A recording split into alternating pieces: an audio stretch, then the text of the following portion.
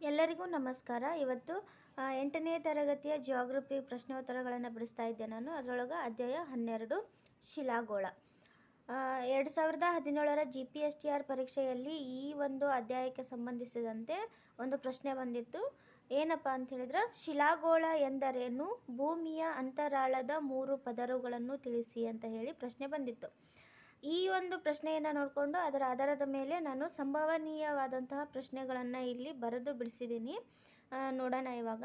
ಮೊದಲನೇ ಪ್ರಶ್ನೆ, ಭೂಮಿಯ ಅಂತರಾಳವನ್ನು ಎಷ್ಟು ವಿಧಗಳಾಗಿ ವಿಂಗಡಿಸಲಾಗಿದೆ ಹಾಗೂ ಯಾವ ಆಧಾರದ ಮೇಲೆ ವಿಂಗಡಿಸಲಾಗಿದೆ ಅಂತ ಹೇಳಿದೆ.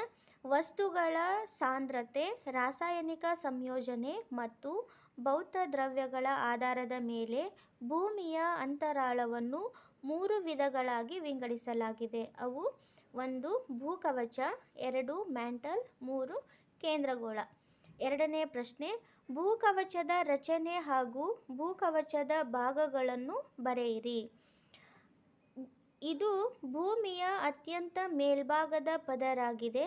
ಇದು ಹೆಚ್ಚಾಗಿ ಸಿಲಿಕಾನ್, ಅಲ್ಯೂಮಿನಿಯಂ ಮತ್ತು ಮ್ಯಾಗ್ನೀಸಿಯಂಗಳಿಂದ ಕೂಡಿದೆ. ಇದನ್ನು ಶಿಲಾಗೋಳವೆಂದು ಕರೆಯಲಾಗಿದೆ. ಈ ವಲಯವು ಸುಮಾರು 60 ಕಿಲೋಮೀಟರ್ ಆಳದವರೆಗೆ ವಿಸ್ತರಿಸಿದೆ. ಈ ಪದರದಲ್ಲಿ 2 ಭಾಗಗಳಿವೆ. ಒಂದು ಸಿಯಾಲ್, ಇದು ಹಗುರವಾದ ವಸ್ತುಗಳಾದ ಸಿಲಿಕಾ ಮತ್ತು ಅಲ್ಯೂಮಿನಿಯಂಗಳಿಂದಾಗಿದ್ದು ಸಿಯಾಲ್ ಎನ್ನಲಾಗಿದೆ, ಅಥವಾ ಭೂಖಂಡಗಳ ಮೇಲ್ಪದರು ಎಂದು ಸಹ ಇದನ್ನು ಕರೆಯುವರು. ಎರಡನೆಯದು ಸಾಗರಿಕ ವಲಯದ ಮೇಲ್ಪದರು.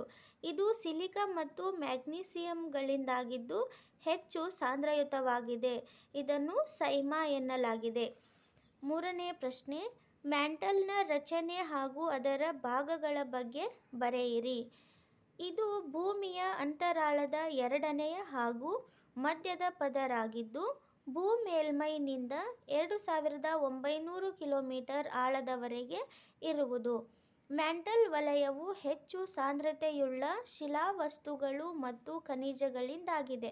ಅವುಗಳೆಂದರೆ ಮ್ಯಾಗ್ನೀಷಿಯಂ ಮತ್ತು ಕಬ್ಬಿಣ. ಮ್ಯಾಂಟಲ್ನಲ್ಲಿ 2 ಭಾಗಗಳಿವೆ. ಒಂದು ಮ್ಯಾಂಟಲ್ನ ಮೇಲ್ಪದರು ಅಥವಾ ಎಸ್ತೆನೋಸ್ಪಿಯರ್ ಅಂತಲೂ ಇದನ್ನು ಕರೀತಾರೆ. ಇದು ಭಾಗಶಃ ದ್ರವರೂಪದ ಸ್ಥಿತಿಯಲ್ಲಿರುವುದರಿಂದ ಇದನ್ನು ಶಿಲಾಪಾಕ ಅಥವಾ ಮ್ಯಾಗ್ಮಾ ಎನ್ನುವರು. ಎರಡನೆಯದು ಮ್ಯಾಂಟಲ್ನ ಕೆಳಪದರು ಅಥವಾ ಮೆಸಾಸ್ಪಿಯರ್. ಇದು ಘನ ರೂಪದಲ್ಲಿ ಇದೆ. ನಾಲ್ಕನೆಯ ಪ್ರಶ್ನೆ, ಕೇಂದ್ರಗೋಳ, ಇದಕ್ಕೆ ಭೂತಿರುಳು ಅಂತಲೂ ಕರಿತೀವಿ. ಅದರ ರಚನೆ ಹಾಗೂ ಅದರ ಭಾಗಗಳ ಬಗ್ಗೆ ಬರೆಯಿರಿ. ಇದು ಭೂಮಿಯ ಅತ್ಯಂತ ಒಳಭಾಗ. ಭೂಮೇಲ್ಮೈನಿಂದ 6371 ಕಿಲೋಮೀಟರ್ ಆಳದವರೆಗೆ ಇದೆ. ನಿಕ್ಕಲ್, ಇದರ ಸಂಕೇತ Ni, ಮತ್ತು ಕಬ್ಬಿಣ, ಇದರ ಸಂಕೇತ Fe. ಇದರ ವಸ್ತುಗಳಿಂದ ಕೂಡಿರುವುದರಿಂದ ಕೇಂದ್ರಗೋಳವನ್ನು ನಿಫೆ ಎಂದೂ ಸಹ ಕರೆಯಲಾಗಿದೆ. ಕೇಂದ್ರಗೋಳದ 2 ಉಪವಲಯಗಳು. ಒಂದು ಹೊರ ಕೇಂದ್ರ, ಇದು ಅರೆ ದ್ರವರೂಪ ಸ್ಥಿತಿಯಲ್ಲಿದೆ. 2 ಒಳಕೇಂದ್ರ, ಇದು ಘನರೂಪದಲ್ಲಿದೆ. ಈ ಒಂದು ಕೇಂದ್ರಗೋಳದ ಮೇಲೆ 2015ರ HSTR ಪರೀಕ್ಷೆಯಲ್ಲಿ ಒಂದು ಪ್ರಶ್ನೆ ಬಂದಿತ್ತು. ಏನಂತ ಹೇಳಿದ್ರೆ, NiFe, ನಿಫೆನ ಪೂರ್ಣ ರೂಪ ಅಂತ ಹೇಳಿ ಆಪ್ಷನ್ಸನ್ನು ಕೊಟ್ಟಿದ್ರು. ಅದರೊಳಗೆ ನಿಕಲ್ ಮತ್ತು ಕಬ್ಬಿಣ ಕೂಡ ಇತ್ತು. ಇನ್ನು 5ನೇ ಪ್ರಶ್ನೆ, ಅಗ್ನಿಶಿಲೆಗಳು ಹೇಗೆ ನಿರ್ಮಾಣವಾಗುತ್ತವೆ ಹಾಗೂ ಅದರ ವಿಧಗಳಾವುವು? ಅಗ್ನಿಶಿಲೆಗಳು ಭೂಮಿಯ ಅಂತರಾಳದಿಂದ ಶಿಲಾಪಾಕವು ಹೊರಹೊಮ್ಮಿ ಭೂಮೇಲ್ಮೈಯಲ್ಲಿ ತಂಪಾಗಿ ಘನೀಭವಿಸುವುದರಿಂದ ನಿರ್ಮಿತವಾಗುತ್ತವೆ. ಅಗ್ನಿಶಿಲೆಗಳ ವಿಧಗಳು ಅಂತಃಸರಣ ಶಿಲೆಗಳು ಮತ್ತು ಬಹಿಸ್ಸರಣ ಶಿಲೆಗಳು. ಅಂತಃಸರಣ ಶಿಲೆಗಳೊಳಗೆ ಅಂತರಾಗ್ನಿ ಶಿಲೆಗಳು, ಉದಾಹರಣೆಗೆ ಗ್ರಾನೈಟ್. ಡೈ ಶಿಲೆಗಳಿಗೆ ಉದಾಹರಣೆ ಡೋಲರೈಟ್. ಬಹಿಸ್ಸರಣ ಶಿಲೆಗಳು ಲಾವಾ ಮತ್ತು ಜ್ವಾಲಾಮುಖಿಯ ಶಿಲೆಗಳಾಗಿದ್ದವು. ಇನ್ನು 6ನೇ ಪ್ರಶ್ನೆ, ಕಣಶಿಲೆಗಳು ಹೇಗೆ ರಚನೆಯಾಗುತ್ತವೆ? ಕಣಶಿಲೆಗಳ ವಿಧಗಳಾವುವು? ಕಣಶಿಲೆಗಳು ನೀರು, ಗಾಳಿ ಮತ್ತು ಹಿಮ ಮುಂತಾದ ಕರ್ತೃಗಳಿಂದ ನಿರ್ಮಾಣವಾಗುತ್ತವೆ. ಇವು ಅಗ್ನಿಶಿಲೆಗಳನ್ನು ಚೂರು ಚೂರಾಗಿ ಒಡೆದು ಸವೆಸುತ್ತವೆ. ಒಡೆದ ಶಿಲಾಚೂರುಗಳು ಸಾಗಿಸಲ್ಪಟ್ಟು ಕೆಲವು ಸ್ಥಳಗಳಲ್ಲಿ ಸಂಚಯನಗೊಳ್ಳುತ್ತವೆ. ಇದು ಪದರು ರೂಪದಲ್ಲಿ ರಚನೆಯಾಗುವುದರಿಂದ ಪದರು ಶಿಲೆಗಳು ಅಂತಲೂ ಹೇಳಿ ಈ ಕಣಶಿಲೆಗಳಿಗೆ ನಾವು ಕರಿತೀವಿ. ಕಣಶಿಲೆಗಳ ವಿಧಗಳು. ಕಣಶಿಲೆಗಳೊಳಗೆ ಮುಖ್ಯವಾಗಿ ಜೈವಿಕ ಮತ್ತು ಅಜೈವಿಕ ಅನ್ನೋ 2 ವಿಧಗಳಿದಾವು. ಜೈವಿಕ ಕಣಶಿಲೆಗಳೊಳಗೆ ಭೌತಿಕ ಕ್ರಿಯೆಯಿಂದಾದ ಶಿಲೆಗಳು ಮತ್ತು ರಾಸಾಯನಿಕ ಕ್ರಿಯೆಗಳಿಂದಾದ ಶಿಲೆಗಳು. ಭೌತಿಕ ಕ್ರಿಯೆಯಿಂದಾದ ಶಿಲೆಗಳೊಳಗೆ ಮರಳುಮಯ ಶಿಲೆಗಳು, ಉದಾಹರಣೆಗೆ ಮರಳುಗಲ್ಲುಗಳು. ಮೃಣ್ಮಯ ಶಿಲೆಗಳಿಗೆ ಉದಾಹರಣೆ ಜೇಡಿ ಶಿಲೆ. ರಾಸಾಯನಿಕ ಕ್ರಿಯೆಯಿಂದಾದ ಶಿಲೆಗಳಿಗೆ ಉದಾಹರಣೆ ಜಿಪ್ಸಮ್ ಮತ್ತು ಕಲ್ಲುಪ್ಪು. ಜೈವಿಕ ಕ್ರಿಯೆಯಿಂದಾದ ಕಣಶಿಲೆಗಳೊಳಗೆ 2 ವಿಧಗಳು. ಒಂದು ಚೂರ್ಣಾದಿಕ್ಯ ಶಿಲೆಗಳು, ಉದಾಹರಣೆಗೆ ಸುಣ್ಣದ ಕಲ್ಲು. ಇಂಗಾಲಾದಿಕ್ಯ ಶಿಲೆಗಳಿಗೆ ಉದಾಹರಣೆ ಕಲ್ಲಿದ್ದಲು. 7ನೇ ಪ್ರಶ್ನೆ, ಜ್ವಾಲಾಮುಖಿಗಳು ಎಂದರೇನು? ಜ್ವಾಲಾಮುಖಿಗಳ ವಿಧಗಳಾವುವು? ಭೂ ಮೇಲ್ಮೈನಲ್ಲಿ ಬಿರುಕು ಅಥವಾ ರಂಧ್ರಗಳು ಅಥವಾ ದ್ವಾರಗಳು ಉಂಟಾಗಿ ಅವುಗಳ ಮೂಲಕ ಭೂಮಿಯ ಒಳಗಿನ ಶಿಲಾಪಾಕವು ಹೊರಬೀಳುವುದನ್ನು ಜ್ವಾಲಾಮುಖಿ ಎಂದು ಕರೆಯುವರು. ಜ್ವಾಲಾಮುಖಿಯ ವಿಧಗಳು: 1. ಜಾಗೃತ ಜ್ವಾಲಾಮುಖಿಗಳು. 2. ಸುಪ್ತ ಜ್ವಾಲಾಮುಖಿಗಳು. 3. ಲುಪ್ತ ಅಥವಾ ನಂದಿದ ಜ್ವಾಲಾಮುಖಿಗಳು. ಇನ್ನು 8ನೇ ಪ್ರಶ್ನೆ, ಜಾಗೃತ ಜ್ವಾಲಾಮುಖಿಗಳು ಎಂದರೇನು? ಉದಾಹರಣೆಗಳನ್ನು ನೀಡಿ. ಮೇಲಿಂದ ಮೇಲೆ ಸ್ಫೋಟಗೊಂಡು ಲಾವಾರಸ, ಅನಿಲ, ಬೂದಿ ಇತ್ಯಾದಿಗಳನ್ನು ಹೊರಚಿಮ್ಮುತ್ತವೆ. ಇವನ್ನ ಜಾಗೃತ ಜ್ವಾಲಾಮುಖಿಗಳು ಎನ್ನುವರು.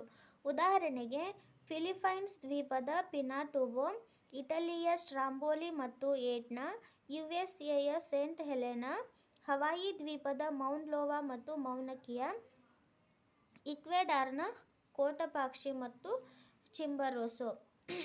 ಇದನ್ನು ಈಸಿಯಾಗಿ ನೆನ್ಪಿಟ್ಕೋಬೇಕು ಅಂತ ಹೇಳಿದ್ರೆ ಇದೊಂದು ಸೂತ್ರನ ಪದೇ ಪದೇ ಓದ್ತಾ ಇರ್ರಿ ನೀವು, ಅದರಿಂದ ನೆನಪಿರುತ್ತೆ. ಜಾಗೃತ ಫಿಲಿಪಿನನ್ನು ಯೂಸೆಂಟ್ ಮಾಡಿ ಈ ಸ್ಟ್ರಾ ಮತ್ತು ಎಟ್ನಾದ ಹವಾ ಮೌನವಾಗಿ ಇಟ್ಟುಕೊಟ್ಟೆ ಚಿಟ್ಟೆ. ಇದರಿಂದ ಇವೆಲ್ಲವುಗಳನ್ನು ನಾವು ನೆನ್ಪಿಟ್ಕೋಬಹುದು.